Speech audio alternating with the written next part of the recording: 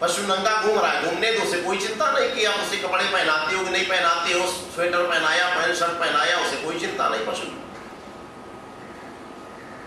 पशु कभी बोर होता ही नहीं, उसको तुम एक ही आइटम जिंदगी भर खिलाते रहो, घास खिलाते रहो 24 घंटे 12 महीने पूरे जीवन भर वो घास खाता रहता है।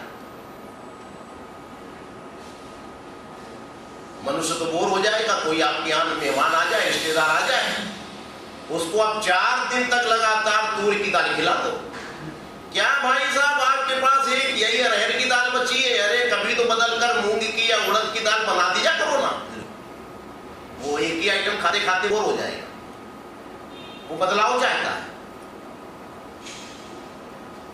वो 12 महीने जीवन भर एक ही चीज नहीं खा सकता। हाँ, पशु खा सकता है, पशु में बोरियत नहीं होती, ईश्वर में भी नहीं होती।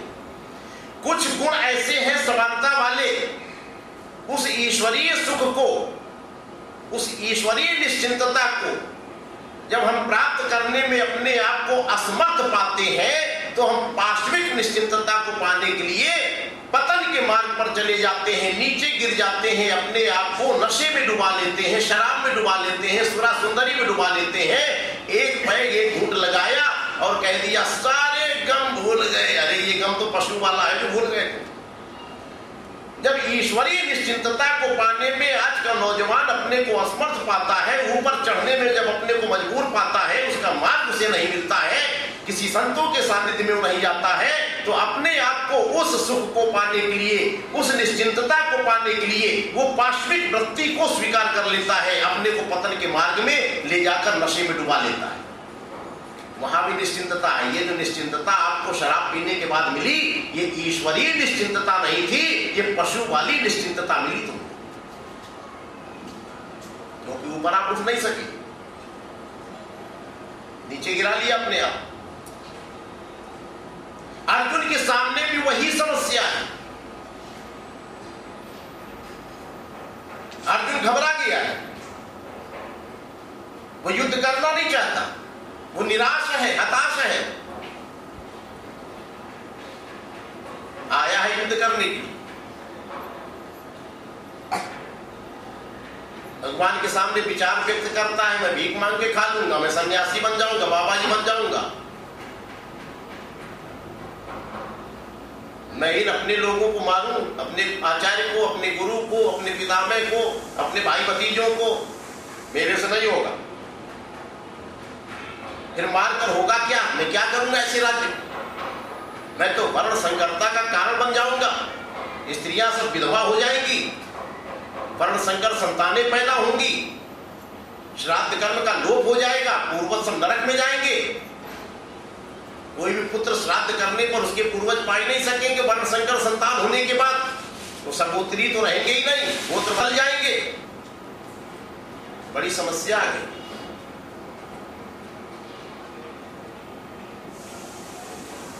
यद्यपि भगवान कृष्ण ने मार्ग बताया, मार्ग बड़ा सुंदर था ज्ञान, लेकिन वो ज्ञान अर्जुन पर असफल हो गया। भगवान कृष्ण ने देख लिया कि अर्जुन के अंदर हिंसा कूट कूट कर भरी हुई है। अगर अर्जुन को हम ज्ञान मार्ग का अनुयायी बनाने का प्रयास करेंगे तो हम धोखा खा जाएंगे। अगर ऐसे समय में हम अर्जुन को बाबा जी बन जाने की सलाह दे देंगे, कोई नौजवान कर्मों से निराश होकर, हताश होकर, बीवी बच्चों का पालन पोषण नहीं कर पा रहा है, कपड़े नहीं खरीद पा रहा, फीस नहीं भर पा रहा है, वो आकर मेरे पास दुख रोने लगता, महाराज ये संसार तो सब माया जाल है, आप लोगों का जीवन बड़ा सुखमय है। कभी कभी मेरे अंदर भी वैराग्य होता है, महाराज हमको भी दीक्षा देकर अपना शिष्य बना लो। मैं समझ लेता हूं ये व्यक्ति कर्मों से भयभीत है, सताया हुआ है, घबराया हुआ है, इसके अंदर वास्तव में वैराग्य उत्पन्न हो गया है, तो हमारे पास ये शब्द कहने नहीं आता, यत् प्रव्रजेत तत् त्यजेत। उसी ने गौतम बुद्ध जैसा जिस समय प्रबलतम वैराग्य उत्पन्न हो गया, वो किसी से नहीं पूछेगा, ना पत्नी की ऊपर दृष्टि डालेगा, ना अपने अबोध बालक की ओर देखेगा, कोई भी मोह उसके मार्ग में बाधा नहीं बन पाती, वो मारता है, छलांग निकल जाता है। लेकिन तुम जो इस प्रकार के शब्द लेकर मेरे पास आए हो, तो मैं समझ लेता हूं व्यक्ति कर्मों से भयभीत है, सताया हुआ है, इसको अगर मैं कह दूं कि आप बीवी बच्चों को छोड़कर आ जाओ आश्रम में, पहन लो गेरुआ कपड़े, बन जाओ बाबा जी, ये बड़ा खतरनाक महात्मा होगा जीवन में आगे जाकर। कभी भूल कर भी ऐसे व्यक्ति को संत बनने की प्रेरणा मत देना, भगवान कृष्ण भी नहीं दे रहे अर्जुन, रोक लिया। वो समझ गए कि अगर अर्जुन से मैं ये कह दूं कि वास्तव में इस घोर कर्म में मत फंसो, ये हिंसा मत करो, कुछ नहीं मिलेगा अर्जुन मारने से और पाप लगेगा, तुम तो भगवान का भजन करो, गेरुआ कपड़े पहनो, जंगल में निकल जाओ माला लेकर, ऐसा नहीं कहेंगे।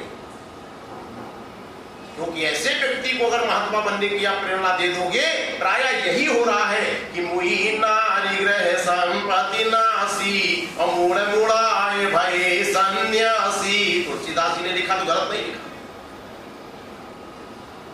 अब ज्यादातर ऐसी ही परिस्थितियां आने पर वो संत बनते जा रहे हैं और उसका परिणाम सारा संसार भोग रहा है, देख रहा है। भगवान कृष्ण ने तुरंत रूट चेंज किया, तुरंत मार्ग बदल दिया अर्जुन के सामने। वो समझ गए कि अर्जुन जो सन्यासी बनने की बात कर रहा है, ये इसके अंदर का वैराग्य नहीं है, ये केवल मोह के कारण उत्पन्न हुआ वैराग्य है। ये युद्ध के परिणाम को देख करके डर गया है, ये भागना चाहता है, पलायनवादी है और हिंसा इसके अंदर कूट कूट के भरी हुई है। बातें तो कर रहा अहिंसावादी, लेकिन अंदर हिंसा भरी हुई है। अगर ऐसा ना होता तो अर्जुन तो आया है युद्ध करने के लिए, सज धज करके आया है, वीर देश में आया है, तीर तलवार लेकर आया है, अस्त्र शस्त्र लेकर के आया है, वो युद्ध में लड़ने के लिए, मरने के लिए, मारने के लिए आया है। तभी तो भगवान से कहा कि दोनों सेनाओं के बीच में हमारे रथ को ले चलो, मैं एक बार दृष्टि तो डालूं, कौन कौन हमारे अस्त्र की खुराक बनने के लिए मैदान में खड़े हैं, कौन कौन मरने के लिए यहां पर आया हुआ है।